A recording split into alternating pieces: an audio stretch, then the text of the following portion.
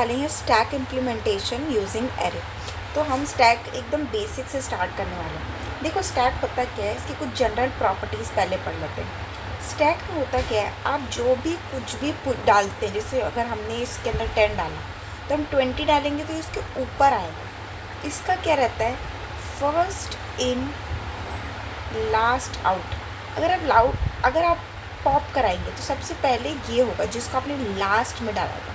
तो ये इसकी प्रॉपर्टी है, first in last out.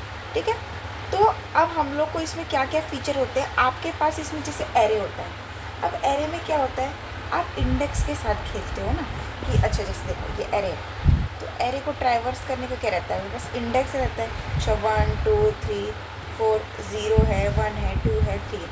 But हमारे पास जो स्टैक है इसमें क्या रहता है, स्टैक में सिर्फ आपके पास रहता है टॉप का पॉइंटर, टॉप को ये पॉइंट करेगा, इसको बोलते हैं टॉप पॉइंटर। ठीक है, यही आपको पुश पॉप ये इसी में मेन गेम है, आपको इसी को देखना है। ठीक है, पूरा उसमें। तो सबसे पहले हमको समझना पड़ेगा कि स्टैक में हमको इम्प्लीमेंटेशन कैसे करना है यूजिंग एरे।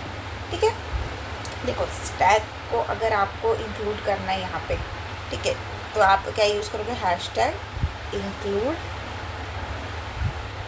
स्टैक, तो स्टैक इंक्लूड हो जाएगा। ठीक है, बहुत इजी है। बट हम लोग क्या इसकी वर्किंग समझ रहे हैं कि टॉप कैसे काम करता होगा। जैसे अगर मैं लिखती हूँ, जैसे मैं आपको एग्जांपल देती हूँ, ये एक स्टैक है, ठीक है, ये 10 है, ये 20 है, ये 30 है। तो टॉप पे क्या है, तो मैं ऐसे लिखूँ, मान लो एक स्टैक बनाई एस का, ये एस है, तो एस डॉट टॉप क्या देगा मेरे को, 30 देगा।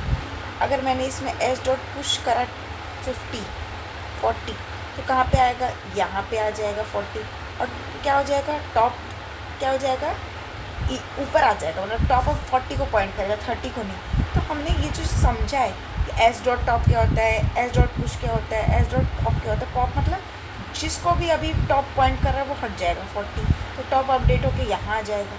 तो ये सब जो फंक्शन हमने समझे कि स्टैक में होते हैं, उसको हम लोग को इम्प्लीमेंट करना है। ठीक है, इसलिए हम लोग बोल रहे हैं इम्प्लीमेंटेशन यूजिंग एरे। ठीक है, अब देखो सबसे पहले मैंने क्या किया, डायनेमिक एरे बनाया। डायनेमिक एरे कैसे बनाते हैं, ये मैं हमेशा भूल जाती हूँ, तो इसलिए याद रखना, इंट स्टार ARR। ठीक है, अब देखो, अब डायनेमिक एरे बनाते हो तो भी आपको, जब आप इसको इन्वोक करते हो उस टाइम आपको साइज़ देना पड़ता है, इसलिए इसमें साइज़ भी एक इम्पॉर्टेंट चीज़ रहेगा। और मैंने आपको बोला पूरी चीज़ किस गेम पे बेसिस है, टॉप।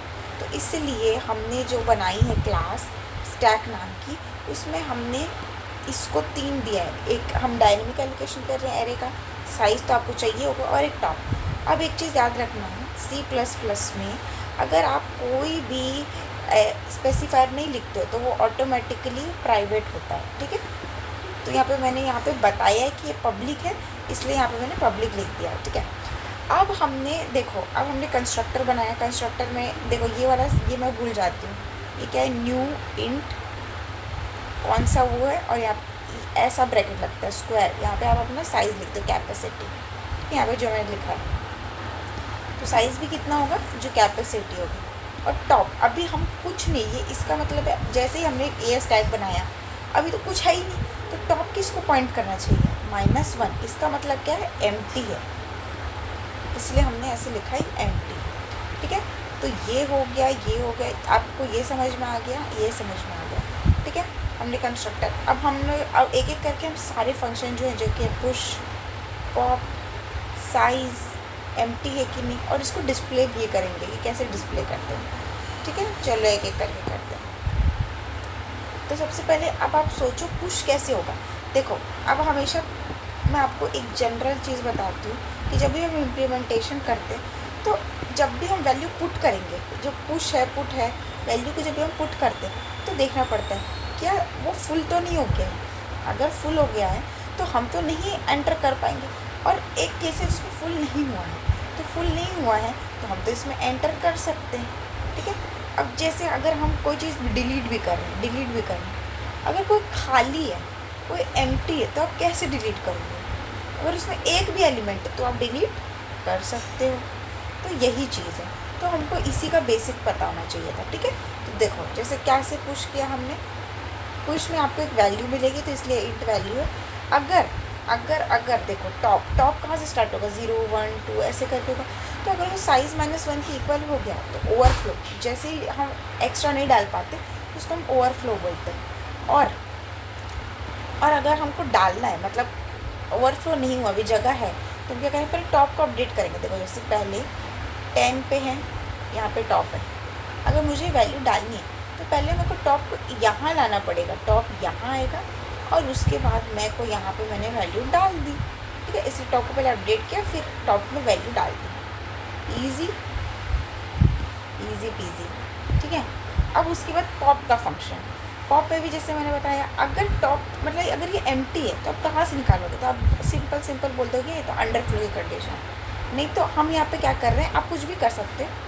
हम सबसे पहले क्या करें, इसको अपडेट कर रहे हैं, इसको -1 से रिप्लेस करें, जो भी टॉप है उसको -1 से रिप्लेस करके टॉप को नीचे ला रहे हैं, टॉप माइनस, ठीक है। जैसे 20 को पॉप कर रहे हैं, जैसे s डॉट पॉप किया मैंने, तो क्या हो जाएगा, ये वाली फंक्शन होती है, तो ये वाला 20 हट जाएगा और टॉप यहाँ को पॉइंट कर देगा, ऐसा।